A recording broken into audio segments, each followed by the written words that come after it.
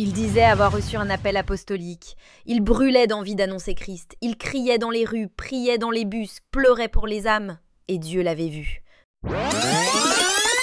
Avant qu'on continue, n'oublie pas de t'abonner, de liker et de partager. Ce n'est pas juste pour moi, c'est peut-être pour quelqu'un qui a besoin d'entendre ça.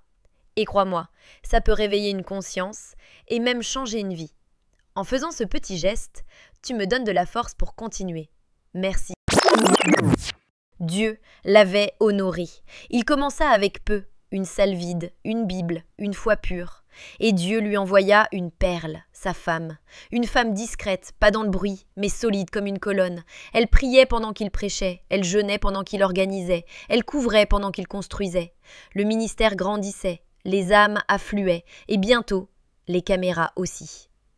Puis un glissement, silencieux, sournois, insensible au début, mais fatal à la fin.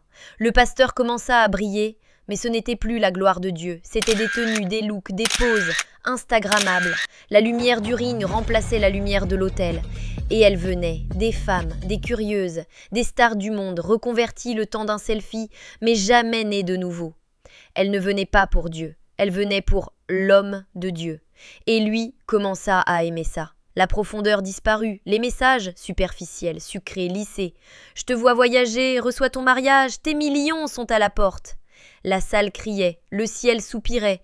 Sa femme, elle, n'avait pas changé. Toujours en prière, toujours cachée, toujours sainte. Mais voilà, dans une église devenue une scène, la sainteté ne fait plus recette. Les stars de ce monde disaient « Elle n'est pas à la hauteur, pas assez stylée, pas assez maquillée. Il mérite mieux que ça. » Et lui commença à les croire. Les jupes montaient, les bouches se remplissaient d'acide, les regards devenaient jugements, le monde avait pris la chair. L'Église prenait exemple sur Instagram, et plus personne ne discernait le sein du commun. Mais Dieu veillait.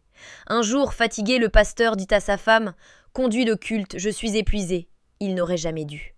Car ce jour-là, Dieu en avait assez. Le Saint-Esprit descendit, le masque tomba, le message jaillit, et ce ne fut pas elle qui parla. Repens-toi, ressaisis-toi, sinon je fermerai cette bouche que tu dis m'avoir offerte. L'assemblée resta figée, les stars baissèrent les yeux. Le pasteur ne savait plus où se cacher. Mais l'orgueil était têtu et le cœur parfois plus dur que la pierre. Il rentra chez lui, sans se repentir, et dans la nuit, sa voix fut ôtée. Plus un son, le silence. Le matin, il voulut appeler sa femme, rien. Il essaya de prier, rien. Il voulut pleurer, mais il n'avait plus d'autel. Tu peux bâtir un ministère et perdre le ciel. Tu peux être populaire et être rejeté de Dieu. Tu peux avoir la foule et ne plus avoir le feu.